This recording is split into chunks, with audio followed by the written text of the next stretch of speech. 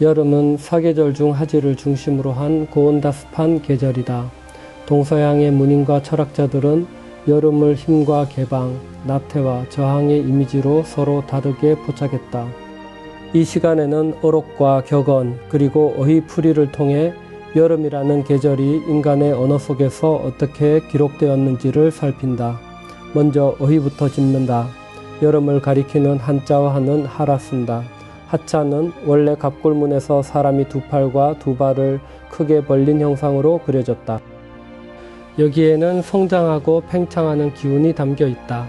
중국의 고전 얘기 원령편에서는 여름을 만물이 무성하게 자라나는 때라고 정의했다. 즉 하라는 개념은 단순히 더운 계절을 뜻하는 것이 아니라 생명력이 최고조에 달한 상태를 가리킨다. 이 정의를 염두에 두면 이후 등장하는 문인들의 발언이 더 선명하게 읽힌다. 탄자방은 여름날 편지에서 이렇게 말했다. 나르는 밤은 여성의 계절이라 하겠지요. 그리고 봄은 웃음의 때라고 하면 여름은 힘의 때입니다. 이 문장은 여름을 수동적 수용이 아닌 능동적 분출의 계절로 규정한다.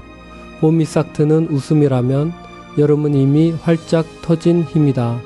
여기서 핵심은 계절을 성격으로 읽는 시선이다. 자연 현상을 인간의 기질에 대응시키는 방식은 동양 문학에서 오래된 관습이지만 판자방의 문장은 그것을 단정적이고 간결하게 제시한다. 같은 방향에서 소동파는 하일이라는 시에서 이렇게 썼다. 사람들은 모두 더위에 피로해하는데 나는 여름 해가 긴 것을 좋아하노라. 한자로는 임계고염열 아해하일장이라 한다. 대다수가 여름을 고통으로 경험할 때 소동파는 긴 하루 자체를 긍정의 조건으로 삼는다. 이 태도는 체념도 강변도 아니다. 동일한 조건을 다른 각도에서 읽는 관점의 전환이다. 더위를 피로로 기록하지 않고 길이를 풍요로 기록하는 것.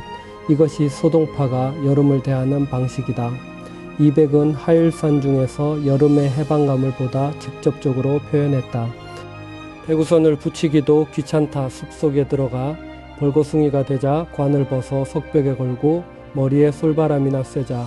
한자로는 나타청림 중 탈건 괴석벽 노정쇠풍풍이라 한다. 부채질조차 귀찮다는 첫 구절은 운명의 도구를 내려놓겠다는 선언이다. 관을 벗는다는 것은 단순히 모자를 푼다는 뜻이 아니다. 관은 사회적 신분과 예법의 상징이므로 그것을 벗어 돌벽에 걸어두는 행위는 일시적인 질서로부터의 이탈을 의미한다. 이백에게 여름 산중은 예법이 정지되는 공간이었다. 조선시대 여성 시인 삼이당 김씨는 하일즉사에서 여름의 긴 낮을 다른 방식으로 기록했다. 긴 날을 수심 속에 묻고 송잎꽃 붉은 것을 잔도를 문 밖에 다 행여나 던질세라 꾀꼬리 녹음 속에서 잠이 깰까 하노라. 소동파가 긴 하루를 풍요로 읽었다면 삼이당 김씨는 그것을 수심으로 읽는다. 송잎꽃이 붉고 꾀꼬리가 우는 여름의 외관은 화려하지만 그 안에 머무는 사람의 시간은 무겁다. 잔도를 던져 꾀꼬리를 쫓고 싶다는 충동은 아름다운 것조차 방해로 느껴지는 내면의 피로를 드러낸다. 같은 여름의 긴 낮이 처해진 조건에 따라 전혀 다른 의미로 쌓인다는 점이 이 시에서 확인된다. 이옥봉도 규수시선에 수록된 시에서 비슷한 정조를 기록했다. 집은 좁고 낮아 바람 한 점 아니오고 달고 단 떼약볕 그대로 쬐이노니 오늘도 기나긴 해를 어이하여 보내리 웃음을 뜨치고 일어나 거닐다가 등을 드러내고 오목이 앉아도 보니 흐리고 머리 한 머리 무겁기만 하여라. 이옥봉의 여름은 좁은 공간과 뜨거운 볕이 결합된 폐쇄의 시간이다. 억지로 웃어보고 일어나 걸어보아도 무거운 머리는 가라앉지 않는다. 여름의 열기는 이 시에서 외부로부터 오는 압박으로 작동하며 그 속에서 몸과 정신이 함께 늘어진다. 서양에서도 여름은 복잡하게 기록되었다. 알베르 카미는 비밀의 불꽃에서 이렇게 썼다. 압제의 여름, 푸른 하늘의 저 검은 새들의 때는 누구를 위한 위선인가? 눈 어둡고 귀먹은 듯한 어둠이 차차 스며들고 명맥이 부르는 소리와 신문장수에 외치는 소리에 더욱 깨끗한 의미를 띠고 있다. 칸미는 여름의 푸른 하늘을 아름다움이 아닌 위선의 배경으로 읽는다. 검은 새들의 때 스며드는 어둠, 거리에 소음이 교차하는 이 장면에서 여름은 억압과 불투명함의 계절이다.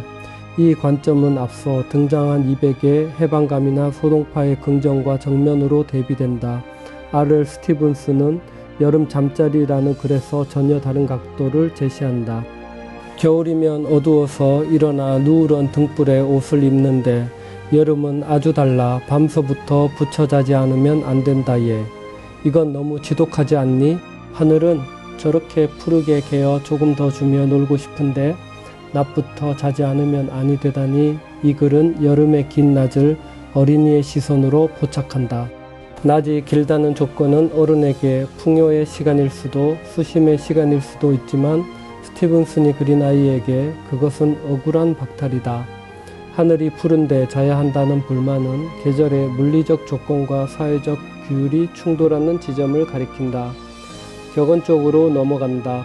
한국에는 이런 속담이 있다. 여름 살은 풋살, 직역하면 여름에 드러내는 살은 아직 덜 익은 풋살이라는 뜻이다.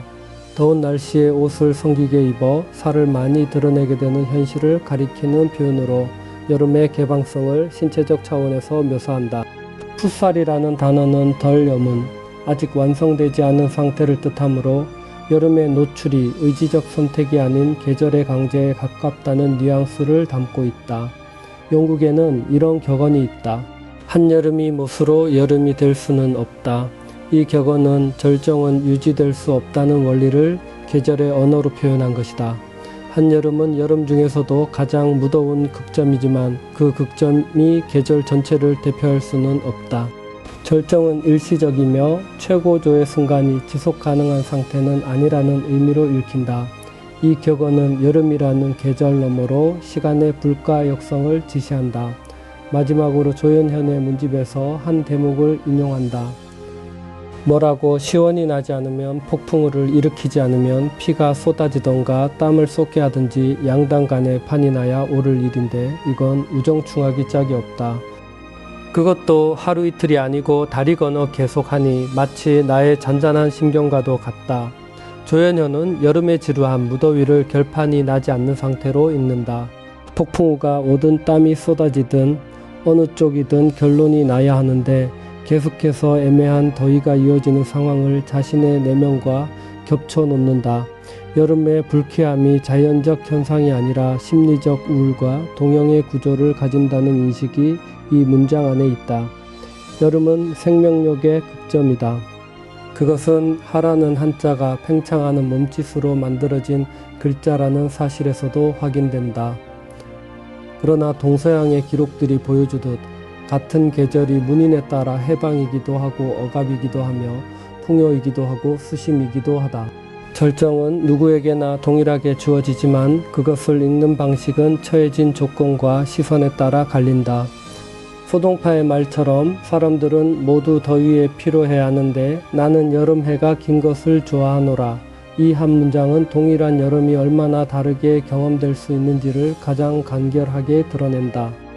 동서양의 문인들이 여름을 해방으로도 억압으로도 풍요로도 수심으로도 읽었듯이 절정의 계절은 인간에게 저마다 다른 무게로 다가온다. 성경은 그 계절의 순환 자체를 창조주가 세운 약속의 질서로 본다. 창세기 8장 22절은 땅이 있을 동안에는 심음과 거둠과 추위와 더위와 여름과 겨울과 낮과 밤이 쉬지 아니하리라 라고 기록한다.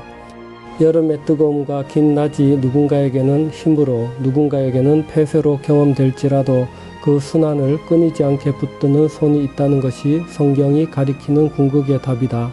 여름은 생명력의 극점이면서 동시에 그 생명을 매년 다시 허락하는 신실함의 증거로 읽힌다.